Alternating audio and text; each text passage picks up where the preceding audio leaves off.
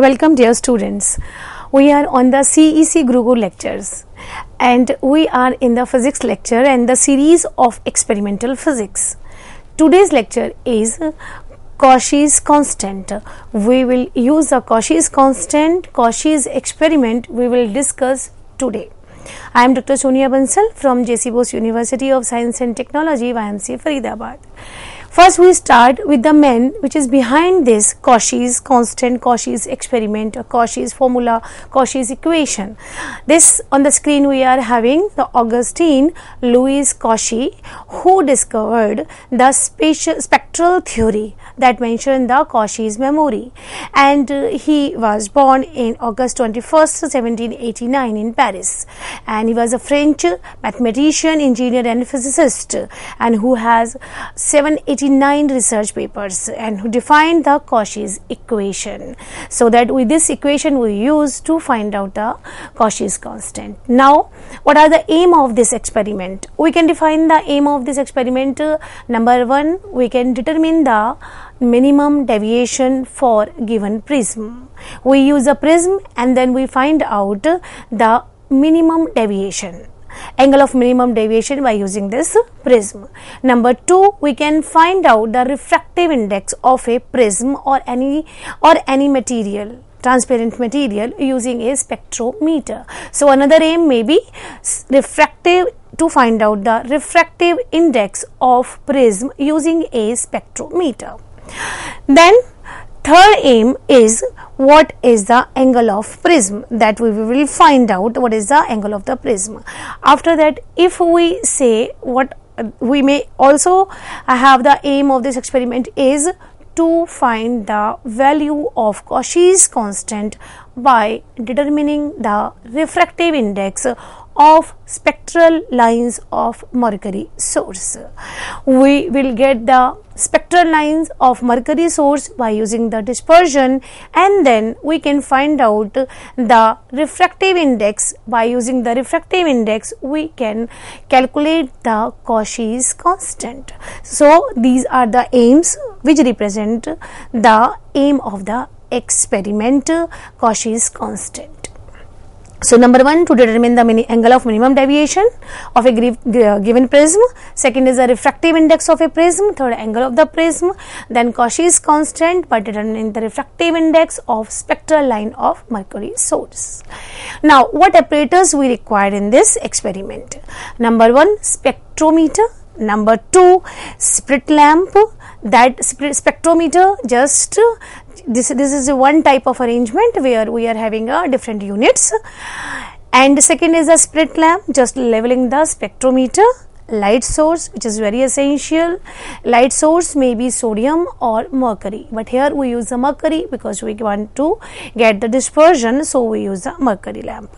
Next is the glass prism or magnifying lens, and we require the reading lamp because this experiment is performed in the dark room, so we require the reading lamp to note down the reading through the spectrometer. Magnifying lens we require to calculate the reading, just to read the reading from the two vernier scales. So these are the apparatus required in this experiment: spectrometer, slit lamp, light source, glass prism with the magnifying lens, and then reading lamp. Now you are seeing on the screen that here is the arrangement, and in this arrangement what we have this arrangement where we have the spectrometer, and this spectrometer contains, first left hand side we will see that this is a collimeter, then we have a prism table, then we have the telescope. On the right hand side, it means this should be aligned, means collimeter. Then on the center we have the prism table and then telescope. Now you see on the left hand side we have the HG lamp, that is a mercury lamp, which is just front of the collimeter, and from this source we get the light and it passes from this collimeter where we are having a slit. You are having on the screen that this is a slit for the slit motion for focus. Then we are having a straight slit. It can be broad and narrow. So light from the source fall upon this collimator. From this collimator it fall upon a prism which is mounted on the prism table. Then from here the emergent light we can get in the telescope, and this telescope can be focused, and we will find out the focused spectrum by through the eye. We can get the spectrum through this eye. Now this prism table can be rotated. Similarly, this spectrometer can be rotated, and here on the screen you are seeing at the lower side there is a read angle and with the vernier scale. Means this we are having the two scale, V1 and V2, one on the left and one on the right. So we can get the movement, or we can get the angle through this vernier scale. So these are the important part. Number 1 source, number 2 collimator, number 3 prism which is mounted on the prism table on the spectrometer, and the telescope through which we can get the output or emergent light or the spectrum. So this is the arrangement for the Cauchy's constant. Now next, this here we see in the schematic diagram the telescope can be moved on the left hand side. We keep the collimator straight, and from the source right hand side we have a source, then after that we have a slit, then we have a collimator, then we have a prism, then we have a telescope, then we can get the can see through the eye. So this telescope is movable. On the right hand side, on the left hand side we can get the spectrum or the dispersion, but it is very essential the position to check the position of the prism. We get the dispersion, we will find out the angle of prism, refractive index we will find out. So we have to change the position of the prism or alignment of the prism. So this is the basic arrangement through which we can find out the Cauchy's constant. Now here we see vapor lamp, then collimator, then prism table. Prism table is also rotating, then the telescope is rotating, and by rotating this we can adjust or we can get the spectrum. Now what is the principle behind it? As we know that in this experiment we are using light. As a light beam strike on the surface of the transparent material. Transparent material means we are using a prism which is made of the glass, which is made of the quartz crystal. But if we generally talk about the principle, then when a beam of the light strike on the surface of the transparent medium, the portion of light is transmitted and other portion is reflected. The transmitted light ray has a small deviation of the path from the incident angle, and this is called the refraction. And this refraction is due to the change in the speed of the light while passing through the medium. As the light passes from the air to the prism that is made of the glass, it means we have another medium which is the glass, then the emergent light is deviated from its path, and that is known as the refraction. And in this experiment we use the Snell's law to define this refraction, define this phenomena.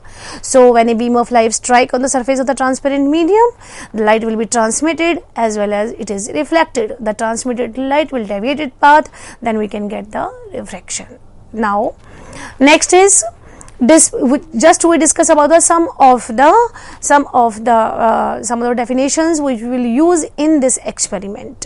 We start with the dispersion. As we are saying that the dispersion, through dispersion we can get the refractive index, and the dispersion we get the angle of minimum deviation. Then what is this dispersion? How we define this dispersion? Dispersion just to split the light into the different spectrum. Here on the screen on the right hand side we are seeing at the bottom side we are having the prism, a light from the mercury source fall upon a prism. Through the refraction we can get the spectrum, and the 7 color spectrum we will get. Now in the dispersive prism, material dispersion wavelength dependent on the refractive index causes the different color to refract at different angles. The light fall upon a prism, then it is diffracted in the different colors.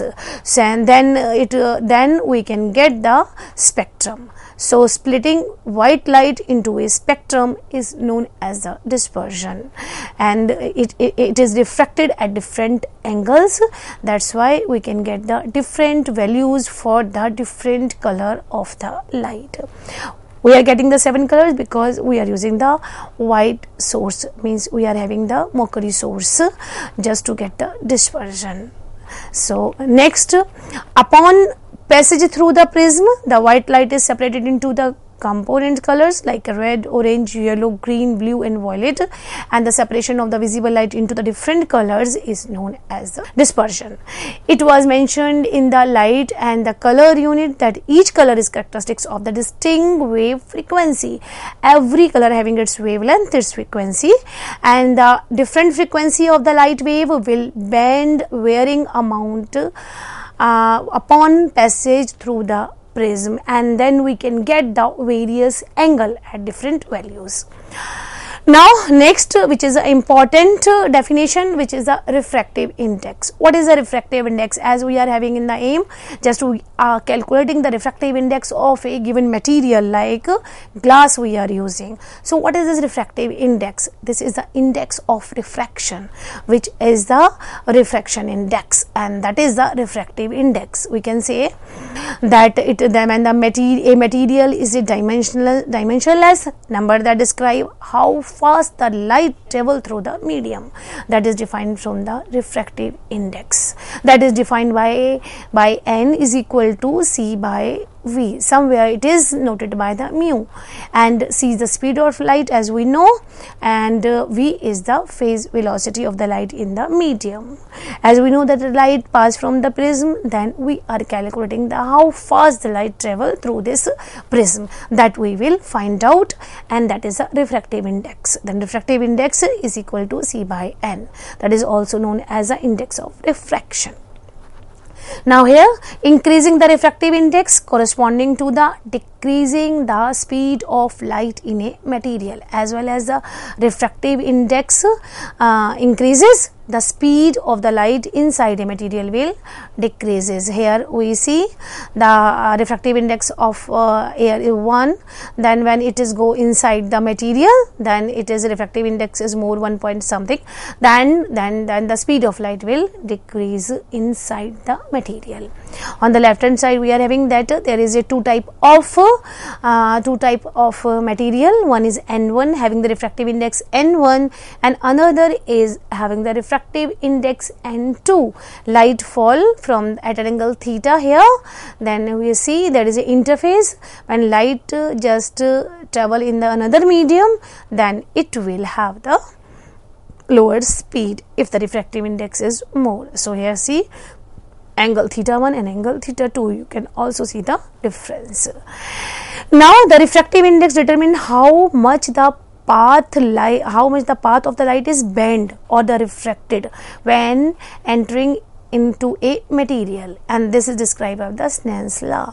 Means we are calculating the speed of light, how the path is bent, how the light is entering inside the material, or the different refractive index that will be defined by the Snell's law. So the Cauchy's constant is also depend upon to calculate the Cauchy's constant we use the Snell's law. So here the Snell's law of refraction, N1 sin theta is equal to N2 sin theta 2, where theta 1 and theta 2 are the angles of incident and the refraction respectively. Theta 1 just the angle at which the light is going inside the material, and theta 2 emergent out from the material. So angle of incidence and refraction are the theta 1 and theta 2, and the ray crossing the interface between the two media which is having the refractive index N1 and n2. That's why the Snell's law of the refraction defined by n1 sin theta, n1 for the refraction of the one material with the refractive index and theta 1 of that angle, and n2 sin theta 2 refractive index of another material, and the theta 2 is the angle of that particular material. So refractive index also determine the amount of light that is reflected when reaching the interface. How much light is reflected through the interface, through the boundary of the medium 1 and second medium, as well as the critical angle we can find for the total internal reflection and their intensity, like Fresnel equations and the Brewster angle. So we can find out the refractive through the refractive index we can find out the other parameters also, like critical angle and the amount of light that is reflected through the interface. Now next important thing that we are calculating the angle of minimum deviation. So it is very important to know what is the minimum angle of deviation. What is the angle of minimum deviation, that we also say. So in the prism, the angle of deviation decreases with the increase in the angle of incidence up to a particular angle. What does it mean? That as the light incident at an angle theta, if it is having if it is more, then the angle of deviation decreases. Angle of incidence increases, then angle of deviation increases. This angle of incidence, where the angle of deviation in the prism is minimum, is called minimum deviation angle. The angle of incident where the angle of deviation in a prism is minimum, that is minimum deviation angle of the prism. That very deviation angle is known as the minimum angle of deviation. As the light fall upon a prism, when the deviated light having a minimum value, then it is called a minimum deviation position, and the angle related to that is known as the minimum angle of deviation or angle of minimum deviation. That is denoted by del minimum d lambda, sometimes it is denoted by dm. So we use the del minimum. Now light is deflected as it enters a material with the refractive index greater than 1. A ray of light is deflected twice in the prism. The sum of these deflection is the deviation angle. Like when the entrance and the exit's angle are equal, the deviation angle of a ray passing through a prism will be minimum. When the entrance and exit are equal, then the deviation of the ray inside a material will be minimum. The angle of minimum deviation is related with the refractive index. Means the deviation inside a material will depend upon the refractive index. This is useful to calculate the refractive index of a material like rainbow and the halo occurs at the minimum deviation angle. Also a thin prism is always set at minimum deviation. So minimum deviation, where we get the minimum angle where the light will deviate inside a material. So here on the screen we are having that this is the deviation angle where the light is deflected as entered material with the refractive index which is greater than 1. Now on the another side we are having a ray of light deflected twice a prism. The sum of these deflection is the deviation angle. So here you see this is the deviation angle. Here the light deflected twice. The sum of these deflection is the deviation angle. Here the deviation angle is more as compared to the upper one. So next, when the entrance and exit angles are equal, then deviation angle of a ray passing through the prism will be minimum, and that will satisfy our condition of the minimum deviation.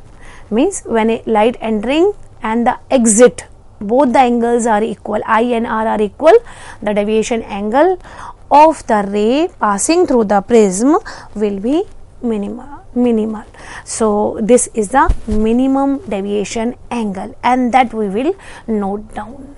That how we will calculate that? We rotate the prism table.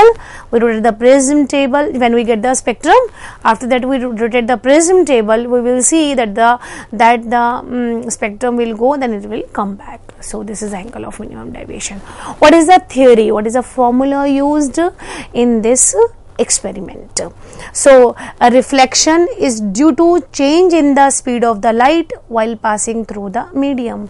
As we know, the refraction is due to the change in the speed of light while passing through the medium.